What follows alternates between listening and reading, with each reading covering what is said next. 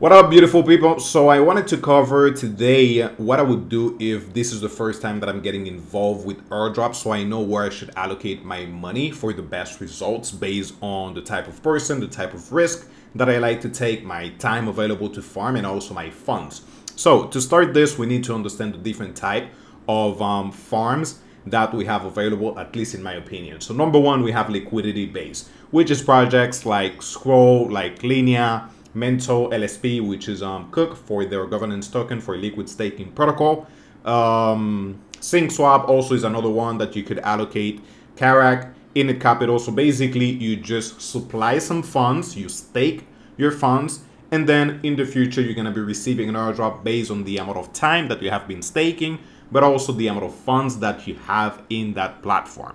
So for example, Scroll, if I add in something like $10,000, I'm going to be earning some marks every 24 hours, and based on the amount of marks that I have, I'm going to be receiving an airdrop. Same for Linea, for Karak, and multiple others. How I see this one is that if you don't have a lot of time, most likely it can be your best bet because you don't have a lot of tasks to be taken. So for example, something like Karak, like Enzen, you just need to stake your funds and wait.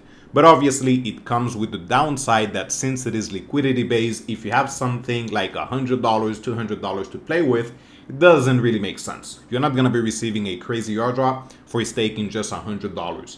So then we need to move to the other one, which is based more on task and adding volume. So for that, we could say adding volume, we have projects like Hyperliquid, like Orderly, Satory Finance, Aventis, which are perps platform, so basically for trading with leverage. Most of the time anywhere up to 25 up to 100 x's. I've seen some up to 1,000 x's, which is kind of crazy.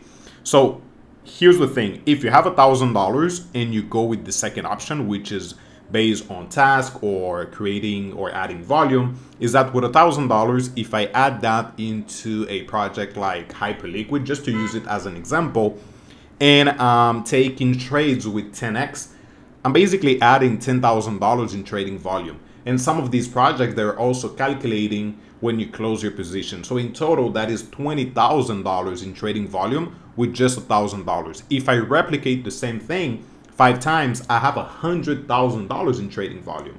So in a month, it is quite easy for me to add 100K in trading volume with just $1,000. And obviously, I do have the option that my funds are not stuck in that platform. So once I am done with it, I can move it to another platform. So for example, Satory Finance, Aventis, and then replicate the same thing. Then once I'm done, I can go to Backpack and just start swapping, adding a ton of volume. So that is a great option. Then we have the last one, which is if you really don't have a lot of funds, that could be an option for you. To be honest, that is not my style. I've never liked it, which is testnets and engagement based. So we have projects like Superposition that you guys can get involved with the testnet. So that means you're testing the platform before it goes live, and you can receive an airdrop for it. Now, the likelihood of you making money for that, it is pretty small because there are multiple projects on testnet, and most of the time, the testnet might serve as a multiplier, not really your airdrop. So that means you get involved with the testnet, but then you need to get involved with the mainnet for you to receive a good allocation. So for me, it is 50-50. Yes, you guys can get involved with it, but it requires a lot of time. And also another thing that might be required is you joining Discord, chatting a lot so you can increase your level.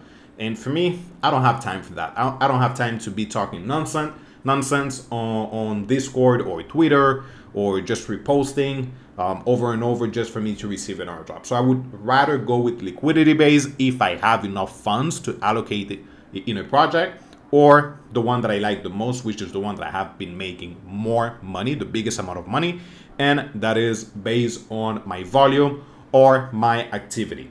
So here's how I would get into it if this is my first time, knowing the amount of money that I have, but also the amount of time that I have available to farm. So on first step, we said we have liquidity base. So projects like Scroll, like Linea, like Mento LSP, if you have a good chunk amount of money, probably that is your safest bet, because most of the time they're just using ETH for you to stake. So ETH most likely over time will continue to go up. And also, since you're not really doing anything with your ETH, most likely it will stay the same. So then you can increase your allocation and get an airdrop for it. Now, usually it is not huge. Don't expect things like 5x the amount of money that you put in. Most likely it can be 10%, 50%, 200%, something like that. And obviously it still has the risk that they can hack the protocol. So the safest one, I would say, it is the blockchain, just having your funds on the blockchain, because there is a really minimum risk of a blockchain getting hacked. So for example, things like just holding some funds on Scroll, can be also Karak, Blast was one of them, Mento, LSP. So just by holding your tokens there, you're going to be receiving some points, and in the future you're going to get an airdrop. But again, $20, $100, $200, that is not the option for you guys. Forget about it. But if you're someone that is that has maybe 100k, 20k, then maybe you can allocate 2k per project and use or farm 10 projects with maybe $2,000, and most likely you're going to be receiving a decent airdrop and a decent increase in your $20,000. Now we have the second one, which is based on task. You do need to click a lot. Most likely you're going to be spending a lot of fees, but also you're going to be making way more money. So for instance, we can say one of my biggest airdrop this year was Evo, which is a trading platform. What I did is just trade on the platform. That's it. I added like $1 million in trading volume, and I had like 500 bucks. So what I did is for 2 months, every single day, I added like 20 position, opening position, leaving them open for a few minutes, for 5, 10, 15, 30 minutes, whatever the time is, close my position, and then repeat again. But obviously you might get some losses, because since you're trading, the position might go the other way. And also you're paying the fees, which most of the time it can be $1, $2, $3. And if you're taking a lot of position, then obviously the amount of money that you're spending on the platform will increase.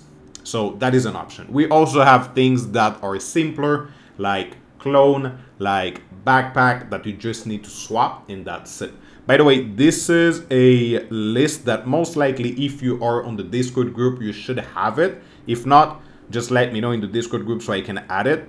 Most of you guys already have it. So this is specifically for the Discord group. So what I would do is, if I have some funds that I can stake, I would do, for example, LST, and then filter, which is liquid staking for ETH. Or if I want to do things like swapping or trading, perp. Then I would do perp, and I can see we have Sharp, we have Satori Finance, we have Hyperliquid, LogX, Rage, which is actually ending in just a few days, BSX, Ventus, so on and so forth. And lastly, the one that I mentioned is testnets. Unfortunately, I don't do testnet, but one that I actually like is Superposition. And that one is for actually the team for Fluidity built it. So they're on testnet, and most likely we're going to be receiving an airdrop in the future.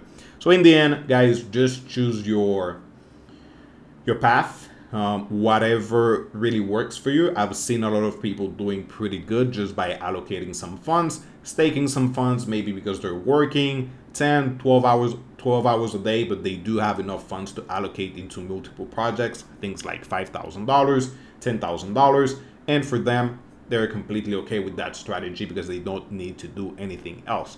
Now we have other players like myself that most of the time we just have $1,000 to play with, $2,000 to play with, that we really need to put in the work.